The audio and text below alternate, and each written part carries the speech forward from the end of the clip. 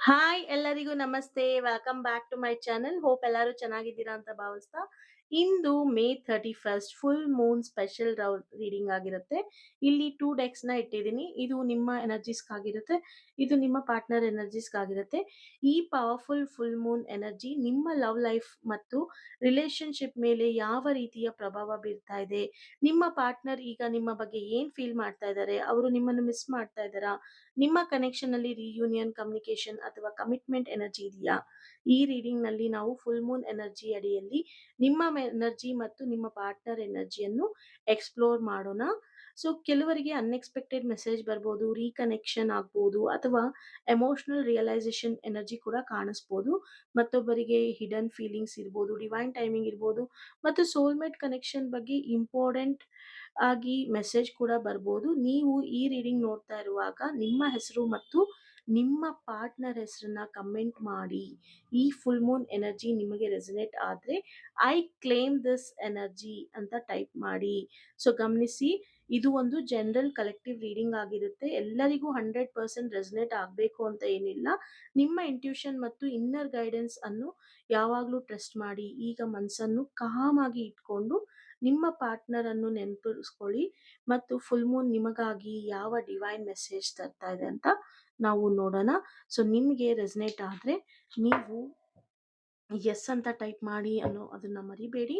And ನಿಮ್ಮ partner ನಿಮ್ಮ ನೇಮನ್ನ ನೀವು ಕೊಟ್ರೆ ಇವತ್ತು ನಾವು ಮಾಡೋ ಫುಲ್ ಮೂನ್ ರಿಚುವಲ್ಸ್ ಅಲ್ಲಿ ನಿಮ್ಮ ಹೆಸರನ್ನ ನಿಮ್ಮ ಲವ್ ಬಾಂಡಿಂಗ್ಗೆ ಆಡ್ ಮಾಡ್ತೀವಿ ಅಂತ ಹೇಳ್ತಾ, ಮೊದಲಿಗೆ ನಾನು ಇಲ್ಲಿ 3 ಕಾರ್ಡ್ಸ್ನ ಪಿಕ್ ಮಾಡ್ತಾ ಇದ್ದೀನಿ. ಇದು ನಿಮ್ಮ ಎನರ್ಜಿ ಆಗಿರುತ್ತೆ. ಮೊದಲಿಗೆ ನೋಡ್ಬೋದು, ಮೂನ್ ಕಾರ್ಡ್ ಬರ್ತಾ ಇದೆ.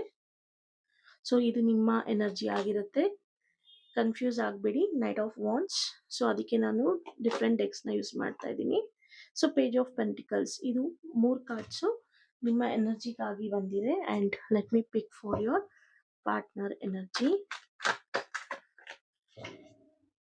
ಸೊ ನಿಮ್ಮ ಪಾರ್ಟ್ನರ್ ಎನರ್ಜಿಗೆ 5 ಆಫ್ ಪೆಂಟಿಕಲ್ಸ್ ಬರ್ತಾ ಇದೆ. 2 ಕಾರ್ಡ್ಸ್ ಬಂತು.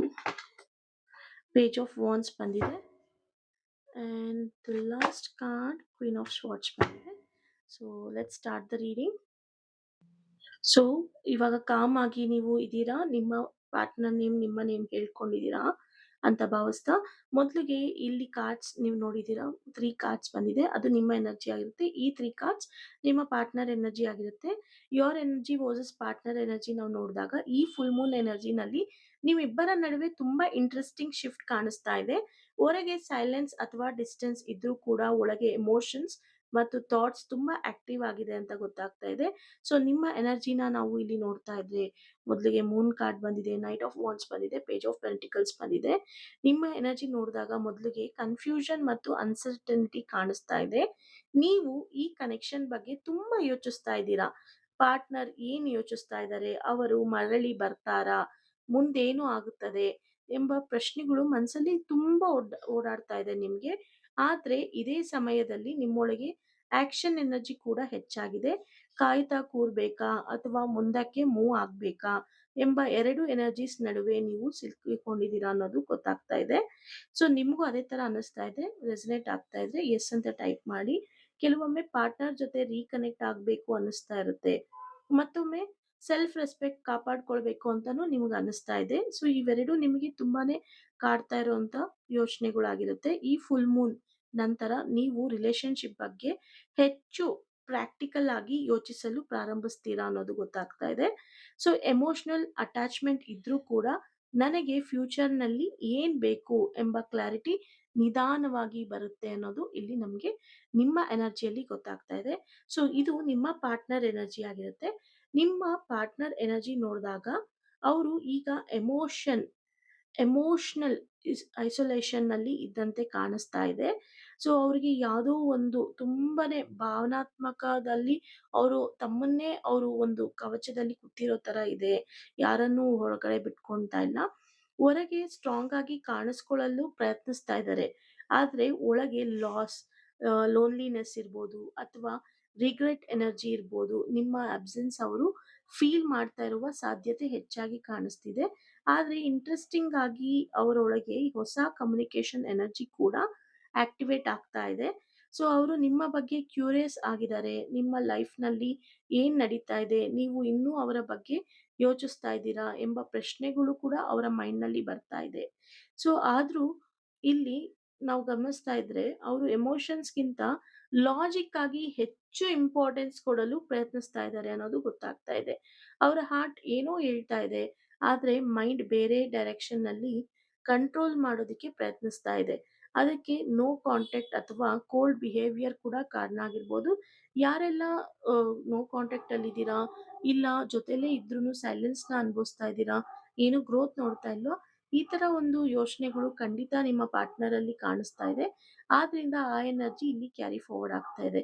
ಸೊ ನಾವು ಇವ 2 ಎನರ್ಜೀಸ್‌ನ ಗಮನಿಸಿದಾಗ, so reunion and communication energy ಇದೆಯಾ ಅಂತ ನೋಡಿದಾಗ, ಸೊ ಇಲ್ಲಿ ಈ ಫುಲ್ ಮೂನ್ ರೀಡಿಂಗ್‌ನಲ್ಲಿ ಕಂಪ್ಲೀಟ್ ಎಂಡಿಂಗ್ ಎನರ್ಜಿ ಕಾಣಿಸ್ತಾ ಇಲ್ಲ. ಬದಲಾಗಿ ಮಿಸ್ಸಿಂಗ್ ಎನರ್ಜಿ ಇಬ್ರಲ್ಲೂ ಕಾಣಿಸ್ತಾ ಇದೆ. ಕ್ಯೂರಿಯಾಸಿಟಿ ಎನರ್ಜಿ ಇಬ್ರಲ್ಲೂ ಕಾಣಿಸ್ತಾ ಇದೆ. ಸ್ಲೋ ರಿಟರ್ನ್ ಎನರ್ಜಿ ಕೂಡ ಕಾಣಿಸ್ತಾ ಇದೆ. ಸೊ ನಿಮ್ಮ ಪಾರ್ಟ್ನರ್ ಇಮಿಡಿಯೇಟ್ ಆಗಿ ಎಮೋಷನಲ್ ಕನ್ಫೆಷನ್ ಮಾಡೋ ತರ ಕಾಣಿಸ್ತಾ ಇಲ್ಲ. ಆದ್ರೆ ಕಮ್ಯುನಿಕೇಶನ್ ಬಗ್ಗೆ ಯೋಚನೆ ಶುರು ಆಗ್ತಾ ಇದೆ. ಮೊದಲು ಸ್ಮಾಲ್ ಮೆಸೇಜ್ ಆಗಿರ್ಬೋದು, ಸೋಷಿಯಲ್ ಮೀಡಿಯಾ ಚೆಕ್ ಇರ್ಬೋದು, ಇಂಡೈರೆಕ್ಟ್ ಕಾಂಟ್ಯಾಕ್ಟ್ ಅಥವಾ ಮ್ಯೂಚುವಲ್ ಕನೆಕ್ಷನ್ ಮೂಲಕ ಮೂವ್ಮೆಂಟ್ ಬರ್ಬೋದು. ಸೊ ಬಟ್ ಇಲ್ಲಿ ಟೈಮಿಂಗ್ ಅಂತ ನಾವು ನೋಡೋದಾದ್ರೆ, ಸೊ ಈ ಫುಲ್ ಮೂನ್ ನಂತರ 4 ರಿಂದ 8 ವಾರದ ಅವಧಿಯಲ್ಲಿ ಮೂವ್ಮೆಂಟ್ ಎನರ್ಜಿ ಸ್ಟ್ರಾಂಗೆಸ್ಟ್ ಆಗಿ ಕಾಣಿಸ್ತಾ ಇದೆ.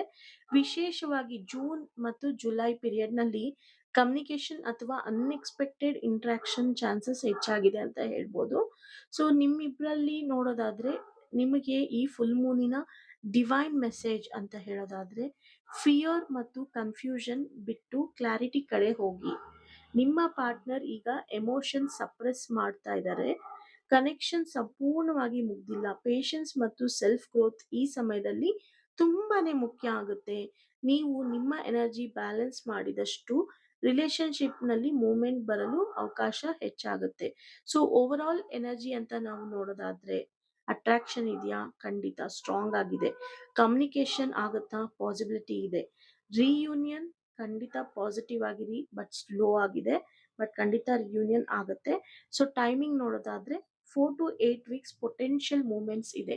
ಹೋಪ್ ಈ ರೀಡಿಂಗ್ ನಿಮಗೆ ಒಂದು ಕ್ಲಾರಿಟಿ ತಂದ್ಕೊಟ್ಟಿದೆ ಅಂತ ಭಾವಿಸ್ತಾ, ಸೊ ಏಂಜಲ್ ಗೈಡೆನ್ಸ್ ಕಡೆಯಿಂದನೂ ನಿಮಗೆ ಯಾವ ನಂಬರ್ ಬರ್ತಾ ಇದೆ, ಸೊ ಏನ್ ಗೈಡೆನ್ಸ್ ಸಿಗ್ತಾ ಇದೆ ಅಂತ ನಾವು ನೋಡೋಣ.